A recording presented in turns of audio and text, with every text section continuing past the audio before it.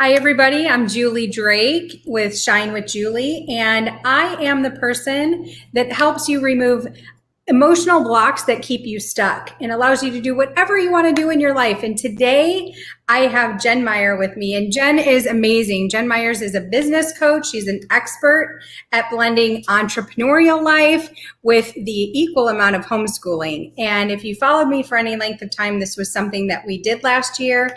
And Jen was a huge help for me. So whether it's a one-fits-all approach, which she is just that perfect coach to say, do this, this is what you want to do. She is all about limitless possibilities. And we were just talking about that word, no limit. She has 4 businesses, and she is a beyond 6-figure earner, and she is going to bring all her knowledge to you today to help you succeed in whatever you are trying to accomplish. So welcome, Jen. I'm so glad to have you with us today, and tell our audience a little bit more about you that I haven't shared already. Awesome. Thank you so much, Julie, for having me. I'm excited to be here. All right. First of all, so I was probably the least likely homeschooler ever. And we homeschooled. Yeah, you laugh because I remember when we started homeschooling back in 2004, I was like, oh, those people are weird. I don't look like them. I don't sound like them. I don't act like them. Like, I am not a homeschooler, you all. And long story short, the traditional school setting wasn't working out for 2 of our 3 kids. And I thought we had a beautiful life plan, and we had a bonus baby that was conceived 3 days before my husband's vasectomy. And so through a wild chain of events, 2 of our 3 teachers for our kids basically sat us down and said, hey, school's not working out for your kid. Have you considered homeschooling? And I was like, no, I'm not. And so after telling 2 different teachers that having the vasectomy, my husband having the vasectomy, we found out I was pregnant, and we're like, oh, throw all the plans out the window. I guess we're going to try homeschooling. That was 18 years ago, back in beginning of 2004. And so we're entering our 18th year of homeschooling and running businesses. And because I couldn't just be a stay-at-home mom, or I needed more than that, which, yeah, you too, because we were cut from a different DNA. And so, that's really, we raised 4 kids. 3 of them are adults now. They're 25, 23, 22. And then our youngest and last one being homeschooled is 16. And he has his own business as well. 3 of our 4 kids are entrepreneurs. And we love it. We love entrepreneurship and homeschooling and really designing a life that we love, no matter what anybody else says. So tell me a little bit about, so the teacher actually recommended to you. What did that look like at that time? Was there behavior issues? Did they just know that they weren't learning in the traditional setting? What was that step before? So maybe people who are listening could say, oh, maybe that is what my kid is struggling with. It was really different. Going through it, I remember thinking nothing could ever be connected. But now where I am now, I'm so thankful because I have all these crazy life experiences. So our number one, she was in 2nd grade in public schooling. And back then, they didn't have the services or IEPs or the testing that's available now. But we knew that something was really, really different about this child. She was really struggling, not just like, oh, I don't like school, but just she couldn't catch up. She could read, but she had a processing disorder, so she couldn't remember anything. We later found out she was dyslexic on top of that. So she had all these things going on that were undiagnosed. And the teacher basically said, like, she's trying, but it's just not working. And then we were dealing with some bullying issues at the same time. And the teacher said, we're kind of at this crossroads. And she said she's really behind, but she's not so far behind that she couldn't catch up if she had like one-on-one tutoring. And then she said to me, have you ever considered homeschooling? Like, I feel like she would really benefit from that, just that one-on-one time. And I was like, no, I'm going to graduate school. That's not going to work.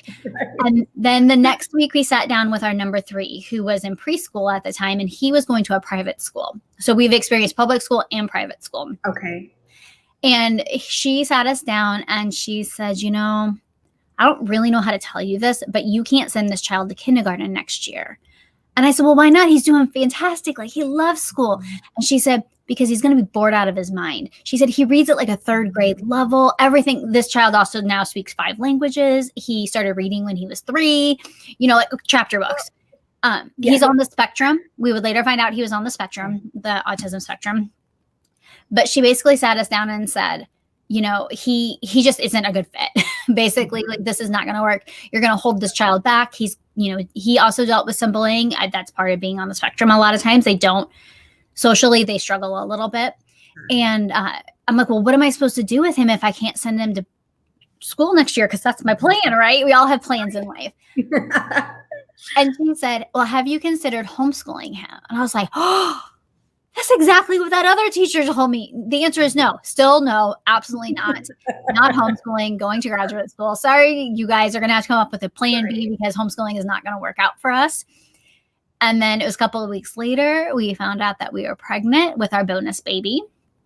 And life changed. And we said, okay, we'll try this homeschooling thing for 1 year. And when we coupled that with business, we kind of found our sweet spot and never looked back. That's amazing. So it was like, we talk about divine timing, driven purpose, and whoa, if that was not that, Jen, it's like homeschool.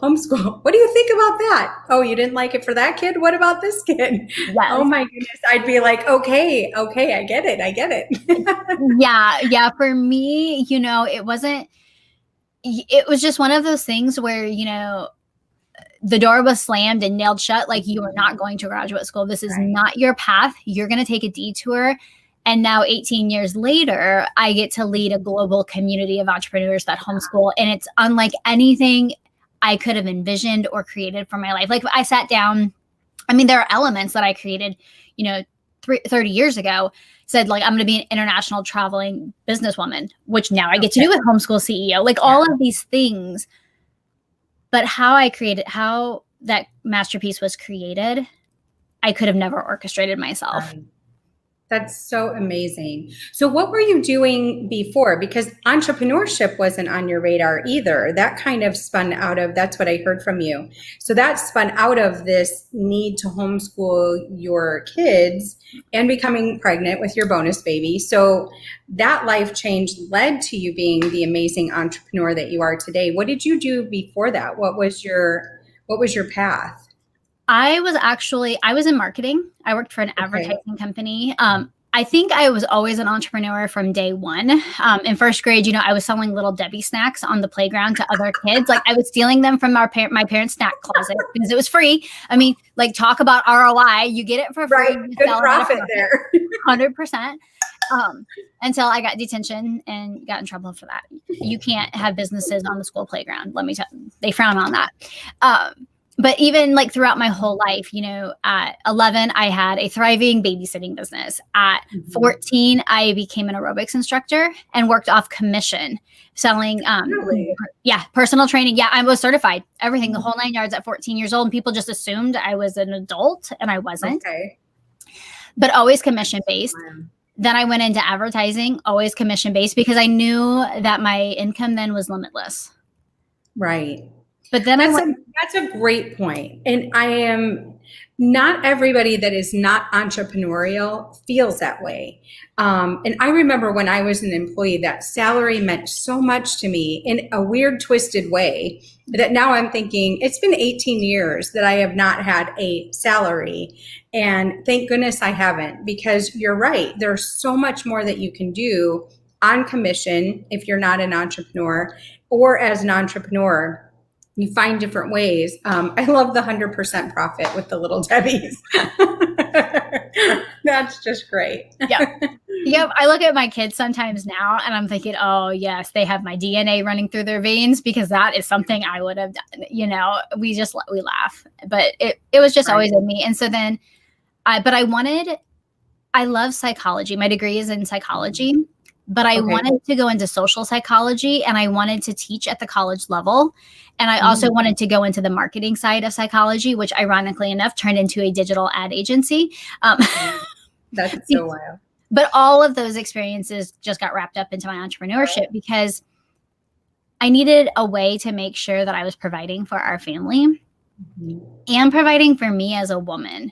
to grow and be independent and strong and just always going to that next level. That's just something I've learned about myself, that if I'm not always pushing to go to that next level, I mean, that's just my personality. I love that. That's not a burden to me. Right.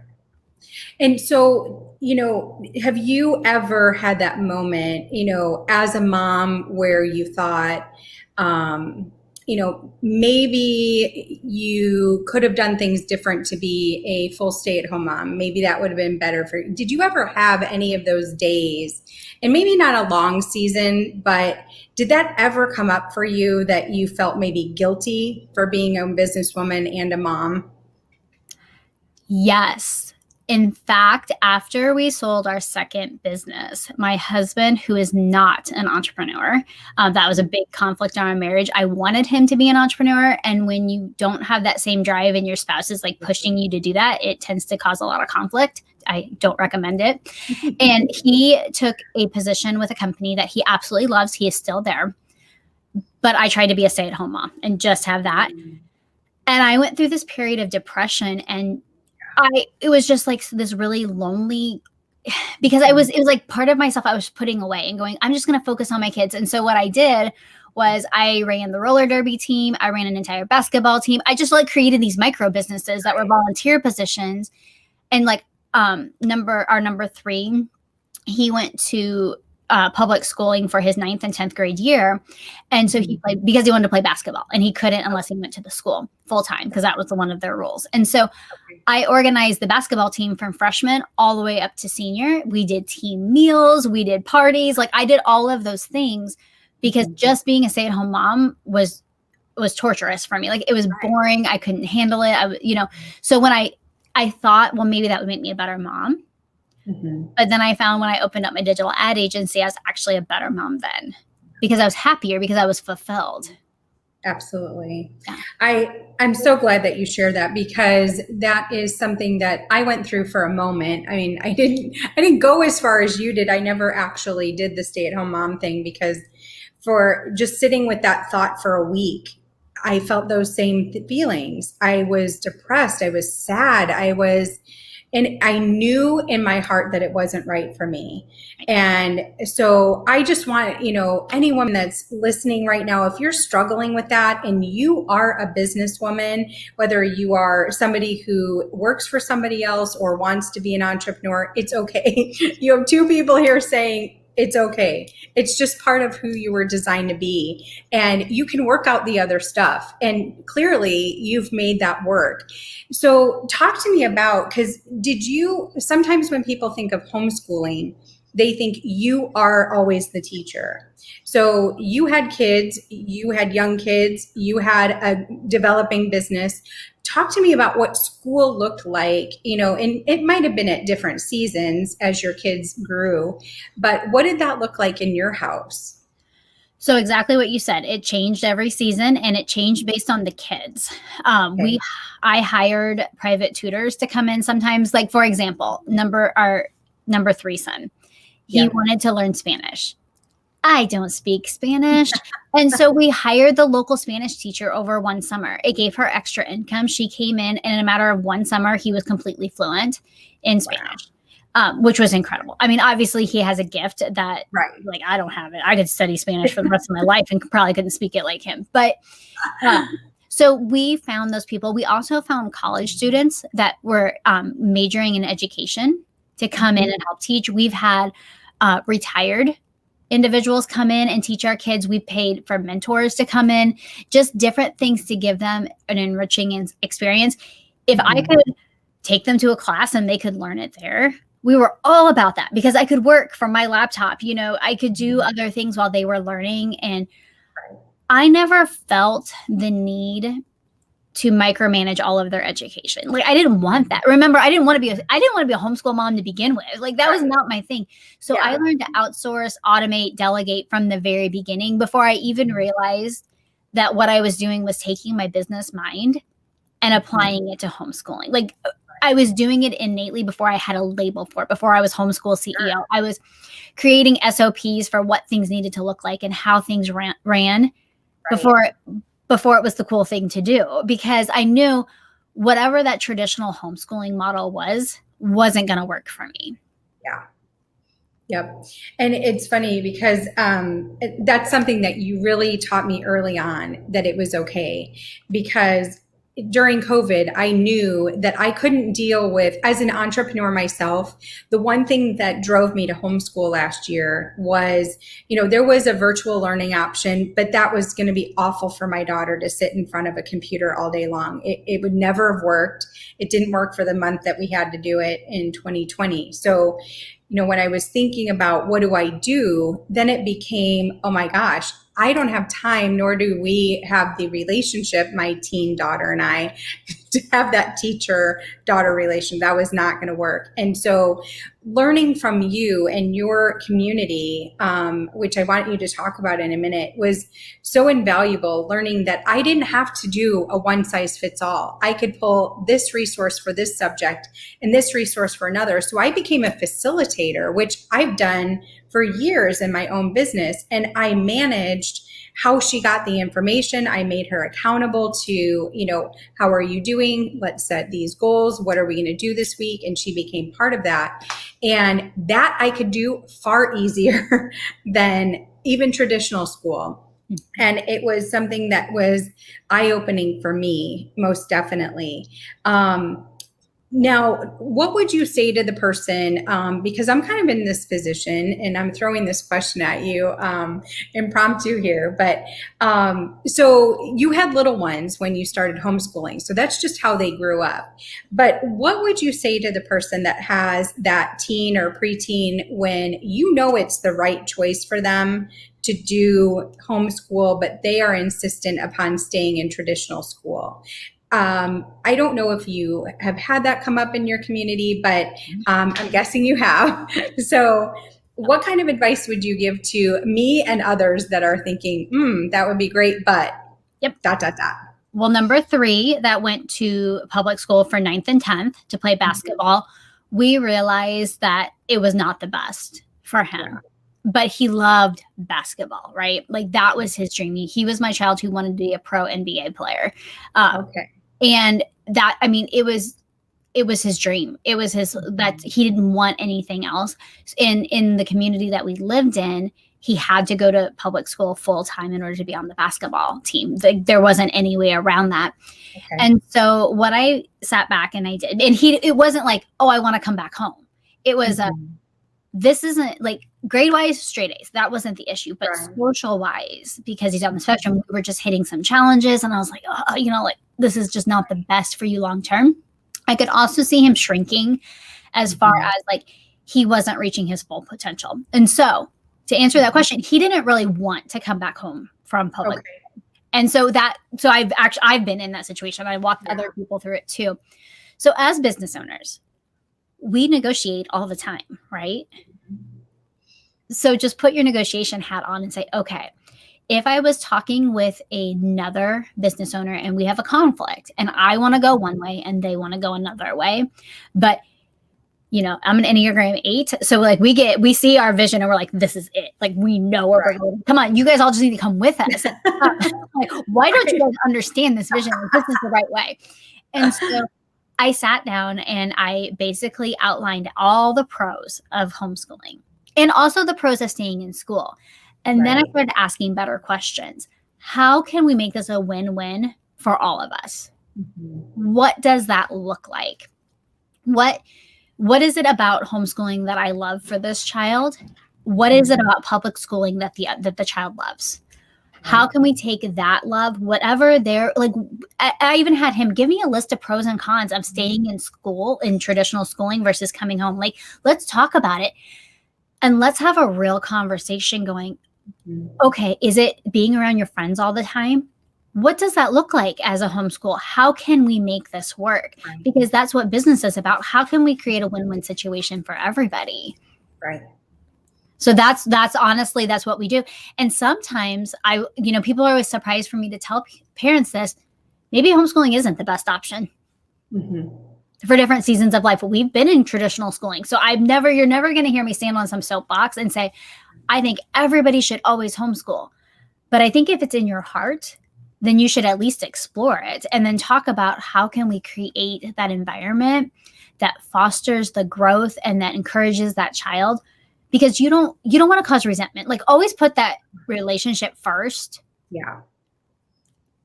So that's where I would always fight start. the battles that are most important to fight, right? So talk to me about, how did you, because your son was older, he was a teen and he wanted that social interaction. And obviously we're coming off a COVID year, so that year was probably a lot different for most people. But talk about some things that you do and your community members do to get that social interaction when you have a social seeking teen. He did travel basketball. And so part of being in travel basketball is that became his second life. So he practiced basketball every single day. And that became something where he saw children consistently all the time. Not like because it's different. Like, it's not like out school where it's one class and they might see the kid again, they may not. It's not like the YMCA where, you have a different group of kids every 6 weeks. It was the same thing. Yeah. And I found, as an entrepreneur, we could give him experiences that offset that other stuff. Like, we paid for private coaching because that gave him if I would find things and say, you know what, if you were in traditional schooling, this wouldn't be happening because of time or whatever. Like, we have one family whose daughter is a level 10 gymnast. Like, they travel all over the world doing gymnastics. It's things like that where you make sure that they have a tribe. And they have an identity where they can really connect with these other kids. And some of the kids are traditional schooled, private school or public school. We didn't just join homeschool stuff. I mean, we did have some of that, but that wasn't like our primary thing. If that makes sense, because honestly, I didn't want to do homeschool stuff during the day because I was working during the day. Yeah. I didn't want to do that. Well, and it was centered around what his interests were and making sure that he had what he needed to fulfill both his goal of basketball and his social desire. So I think that's great. And the level, you think of gymnasts, you hear so many Olympic athletes are homeschooled because their training dictates so much time in the gym. So many of them do. So absolutely. So one of the last things that I want you to address with us is, that thought of, I just don't have time. I don't have time to homeschool. Tell me your thoughts on that. I would say that all of us have time. We just have to allocate it a little bit differently. We may have to delegate different things, whether it's in our business or in our home. Maybe it looks like getting a cleaner to come in every week instead of every other week. Or maybe it looks like having groceries delivered, all these little things. Yeah. There's always chunks of time that we can streamline and automate, delegate, eliminate, the whole thing. And so if it's something that you really want to do, I would encourage you to take a hard look, a really objective look of all the things that take up our time and figure out how we're spending it, and then figure out, how are we going to make this work? Not there's no way I can't, but instead asking a better question, how can I make this work? What do I need to eliminate and take off my plate so that it can work? We ended up, when I launched the second business this time around, hiring a family assistant who comes in and preps our meals now. I haven't always had that. But when I made the decision to do an additional business, I wanted to make sure I was still putting my family first. So we hired that person. I pay her $15 an hour. She's a college kid. It's great money for her. It's fantastic for me. And, everything works out. That's awesome. I love that. And I remember I'm part of Jen's Homeschool Society, CEO Society. And one of our learning sessions was all about how to recognize where to outsource, how to outsource. And, when grocery delivery became available, I'm like, oh my gosh, I would feel so guilty doing that. But I have to tell you, in the last couple months, that is how I do grocery shopping, unless there's some random thing I forgot. And I feel great about it because you know what? I'm picking out things on the computer and having them delivered instead of driving to the grocery store, doing that. And while they're shopping for me, I'm working or I'm with my family. Either way, it is one of the best things that I've done. And, I love the family assistant thing because that is next on my list because, there are so many things that we can do to bless other people, but also to relieve our own time. And again, with no guilt. Guilt is like not even a word in my vocabulary, because there are certain things, Jen, you are put on this earth to do certain things to influence this community, people who want to homeschool and run businesses. And if you're spending your time prepping meals, doing your own laundry, you just don't have enough of you to put into where your mission is. And, I think that is just something that a lot of women struggle with, because it's like we need permission. We need to know it's okay. And because of the traditional roles that we've seen modeled over the years. Even, we come from a generation where our moms, some of them worked outside the home, but a lot of them didn't. And just to know that it's okay, and even the moms that worked out of the home still did all the other stuff. And, why beat yourself? We have so much technology at our fingertips to make those changes easier. You can hire virtual assistants to do certain things in your business that are just, simple rote things. There's so much. And I'm so glad that you mentioned that on this show today, because I really do think that, even somebody who's not an entrepreneur, that has a high power job that takes a lot of time, and they have a lot of kids that are in a lot of activities, it's okay. It's okay to outsource the parts of your life, and don't feel guilty about doing it. You can definitely put an ROI to it. Maybe not a hard dollar, but there's always a soft dollar. Well, if you think about it, Julie, if back we're facing a model, or we're like trying to recreate a model that 3 generations ago, it was the whole community that raised the families. You had intergenerational families. So you had grandma living with the family that's helping take care of those kids. But now, and we didn't have all of these activities 2 generations ago like we have now.